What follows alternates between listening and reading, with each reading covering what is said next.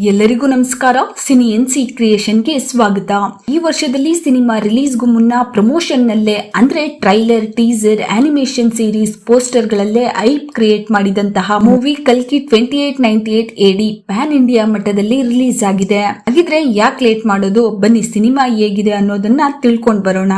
Nag Ashwin direction ನಲ್ಲಿ Vaijayanti movies banner ಈ ಸಿನಿಮಾವನ್ನ ಸುಮಾರು 600 ಕೋಟಿ ಬಜೆಟ್ ನಲ್ಲಿ ಪ್ರೊಡ್ಯೂಸ್ ಮಾಡಲಾಗಿದೆಯಂತೆ. ಪ್ರಭಾಸ್ ನಾಯಕನಾಗಿ ನಟಿಸಿರುವ ಈ ಸಿನಿಮಾದಲ್ಲಿ ಕಮಲ್ ಹಾಸನ್, ಅಮಿತಾಬ್ ಬಚ್ಚನ್ ಮತ್ತು ದೀಪಿಕಾ ಪಡುಕೋಣೆ ಲೀಡ್ ರೋಲ್ ನಲ್ಲಿ ಪ್ಲೇ ಮಾಡಿದ್ದಾರೆ. ಇನ್ನು ಮೂವಿ ಸ್ಟೋರಿಗೆ ಬಂದ್ರೆ ಹಾಲಿವುಡ್ ಶೈಲಿಯ ಮೇಕಿಂಗ್ ನಿಂದ EPIC science fiction action cinema ಆಗಿ ಗಮನ ಸೆಳೆದಿದೆ. ಮಹಾಭಾರತದಲ್ಲಿ ಧರ್ಮರಾಯ ಆಡಿದ ಒಂದು ಸುಳ್ಳಿನಿಂದ ಶುರುವಾಗಿ ಕುರುಕ್ಷೇತ್ರದ ಅಂತ್ಯದಲ್ಲಿ ಶ್ರೀಕೃಷ್ಣನಿಂದ ಅಶ್ವತ್ಥಾಮ ಶಾಪ ಪಡೆಯುವುದು ಚಿತ್ರದ ಮೊದಲ ದೃಶ್ಯ. ಅಲ್ಲಿಂದ 600 ವರ್ಷಗಳ ಬಳಿಕ ಕಾಶಿಯಲ್ಲಿ ಕತೆ ತೆರೆದುಕೊಳ್ಳುತ್ತದೆ. ಒಂದು ಕಡೆ ಶ್ರೀಕೃಷ್ಣನಿಂದ ಶಾಪವನ್ನು ಪಡೆದ ಅಶ್ವತ್ಥಾಮ ಕಲ್ಕಿಯ ಆಗಮನಕ್ಕಾಗಿ ವೇಟ್ ಮಾಡುವಂತದ್ದು, ಮತ್ತೊಂದು ಕಡೆ ಕಾಶಿಯಲ್ಲಿ ವಾಸಿಸುವ ಭೈರವ ಸ್ವರ್ಗದಂತೆ ಕಾಣುವ ಕಾಂಪ್ಲೆಕ್ಸ್ ಗೆ ಹೋಗಲು ನಾನಾ ಪ್ರಯತ್ನ ಮಾಡುತ್ತಿರುತ್ತಾನೆ. ಕಾಶಿನಗರ ಸುಪ್ರೀಂ ಆಸ್ಕಿನ್ ಎಂಬ ನಾಯಕನ ವಶದಲ್ಲಿರುತ್ತದೆ.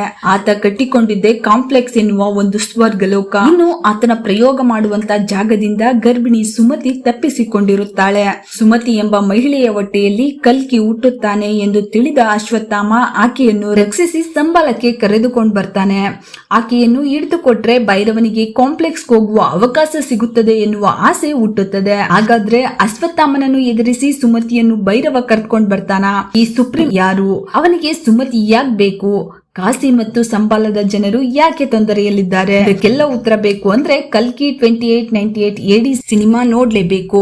ಇನ್ನು ಕ್ಯಾರೆಕ್ಟರ್ಸ್ ಗೆ ಬಂದ್ರೆ ಪ್ರಭಾಸ್ ಭೈರವನಾಗಿ ಎಂದಿನಂತೆ ತಮ್ಮ ಪವರ್ಫುಲ್ ಪರ್ಫಾರ್ಮೆನ್ಸ್ ನಿಂದ ರಂಜಿಸಿದ್ದಾರೆ. ಆದ್ರೆ ಕೆಲವೆಡೆ ಬಿಗ್ ಬಿ ಓವರ್ಟೇಕ್ ಮಾಡಿದ್ದಾರೆ ಅನ್ಸುತ್ತೆ. ಅಮಿತಾಬ್ ಬಚ್ಚನ್ ಅಶ್ವತ್ಥಾಮ ಕ್ಯಾರೆಕ್ಟರ್ ನ ಅಪಾರವಾದ ಶಕ್ತಿ ಇರುವಂತಹ ಚಿರಂಜೀವಿ ಎನ್ನುವ ಆ ಅಂಶ ಪಾತ್ರಕ್ಕೆ ಮತ್ತಷ್ಟು ಬಲ ತಂದುಕೊಟ್ಟಿದೆ. ಬಚ್ಚನ್ ಅವರ ಡೈಲಾಗ್ ಡೆಲಿವರಿ ಮತ್ತು ಅವರ ಸ್ಕ್ರೀನ್ ಪ್ರೆಸೆನ್ಸ್ ಗೆ ವಾವ್ ಅನ್ಲೇಬೇಕು. ಬಿಗ್ ಬಿ ಅವರ adventure fighting sequence next level. ಇನ್ನು ಕ್ಲೈಮ್ಯಾಕ್ಸ್ ನಲ್ಲಿ ವಿಲನ್ ಆಗಿ ಕಮಲ್ ಹಾಸನ್ ಅವರ ಮ್ಯಾಜಿಕ್ ಕಾಣಿಸುತ್ತೆ.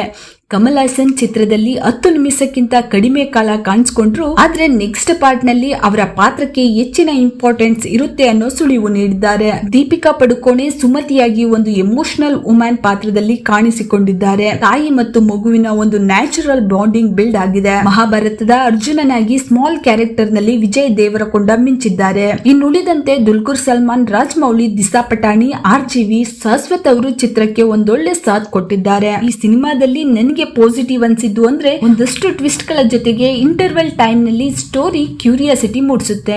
ಇಂಟರ್ವೆಲ್ ನ ಬಳಿಕ ಮಸ್ತ್ ಎಂಟರ್ಟೈನ್ಮೆಂಟ್, ಹಾಗೆ ಅಶ್ವತ್ಥಾಮ ಹಾಗೂ ಭೈರವನ ನಡುವೆ ಒಂದೊಳ್ಳೆ ಪವರ್ ಪ್ಯಾಕ್ ಆಕ್ಷನ್ ಸೀನ್ಸ್ ಸಖತ್ ಕಿಕ್ ಕೊಡುತ್ತೆ. ಕೆಲವೊಮ್ಮೆ ಚಿತ್ರದ ಹೀರೋ ಬಿಗ್ ಬಿ ನ ಪ್ರಭಾಷ ಎನ್ನುವ ಡೌಟ್ ಸಹ ಬರುತ್ತೆ.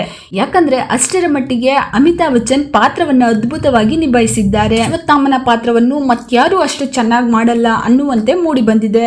ಪ್ರೀ ಕ್ಲೈಮ್ಯಾಕ್ಸ್ ನಿಂದ ಕ್ಲೈಮ್ಯಾಕ್ಸ್ ವರೆಗೆ cinema next level. Last 30 minutes ಅಂತೂ ಹಾಲಿವುಡ್ ಆಕ್ಷನ್ ಮೂವಿ ಕಣ್ ಮುಂದೆ ಬಂತು. ಗ್ರಾಫಿಕ್ ಬಗ್ಗೆ ಹೇಳೋದೇ ಬೇಡ. ಫ್ಯಾಂಟಾಸ್ಟಿಕ್ ವಿಜುವಲ್ಸ್, ಅದ್ದೂರಿ ಸೆಟ್ ಗಳು, ಹೈ ಟೆಕ್ನಾಲಜಿ ವೆಹಿಕಲ್, ರೋಮಾಂಚನ ಅನ್ನುವಂತೆ ಇದೆ.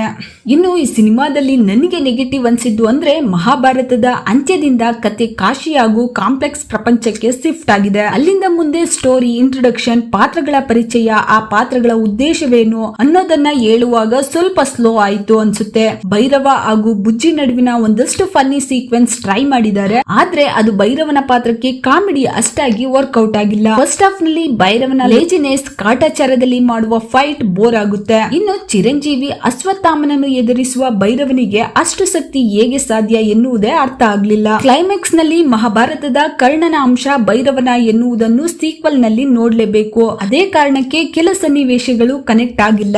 ಕೆಲವರನ್ನು ಬಿಟ್ರೆ ಬಹುತೇಕ ಸ್ಟೋರಿಗೆ ಸಂಬಂಧವೇ ಇಲ್ಲದ ಪಾತ್ರಗಳಿದೆ. ಈ ಕಲ್ಕಿ ಸಿನಿಮಾದಲ್ಲಿ ಹಲವು ಕ್ಯಾರೆಕ್ಟರ್ ಗಳಿರುವುದರಿಂದ ಯಾರಿಗೂ ಅಷ್ಟಾಗಿ ಸ್ಕ್ರೀನ್ ಸ್ಪೇಸ್ ಸಿಕ್ಕಿಲ್ಲ. ಚಿತ್ರದ ಮೊದಲು 20 ನಿಮಿಷಗಳ ನಂತರ ಪ್ರಭಾಸ್ ಪಾತ್ರ ಎಂಟ್ರಿ, ಅದರ ನಂತರ ಆಕ್ಷನ್ ಎಪಿಸೋಡ್ ಗಳಲ್ಲಿ ಮಾತ್ರ ಕಾಣಿಸಿಕೊಂಡ್ರು. 3 ಗಂಟೆಗಳ ಚಿತ್ರದಲ್ಲಿ ಪ್ರಭಾಸ್ ಕೇವಲ 1 ಗಂಟೆ ಮಾತ್ರ ಕಾಣಿಸಿಕೊಳ್ತಾರೆ. ಪ್ರತಿ 5 ನಿಮಿಷಕ್ಕೊಮ್ಮೆ ಹೊಸ ಕ್ಯಾರೆಕ್ಟರ್ ಎಂಟ್ರಿ ಇದೆ. ಮೈಥಾಲಜಿ ಮತ್ತು ಸೈನ್ಸ್ ಫಿಕ್ಷನ್ ಎರಡರ ಕಾಂಬಿನೇಷನ್ ಮ್ಯಾಜಿಕ್ ರೀತಿ ಸೃಷ್ಟಿಯಾಗಿದೆ ಅಂತಾನೆ ಹೇಳ್ಬಹುದು. ನಿರ್ದೇಶಕ ನಾಗಶ್ವಿನ್ ಅವರ ಕೆಲಸವನ್ನು ಮೆಚ್ಚಲೇಬೇಕು. ಥಿಯೇಟರ್ ನಲ್ಲಿ ಎಕ್ಸ್ಪೀರಿಯನ್ಸ್ ಮಾಡುವಂತಹ ಒಂದೊಳ್ಳೆ ಸಿನಿಮಾ. ಈ ವಿಡಿಯೋ ನಿಮ್ಗೆ ಇಷ್ಟ ಆಗಿದ್ರೆ ಲೈಕ್ ಮಾಡಿ, ಶೇರ್ ಮಾಡಿ, ಮಿಸ್ ಮಾಡದೆ ಸಬ್ಸ್ಕ್ರೈಬ್ ಮಾಡಿ.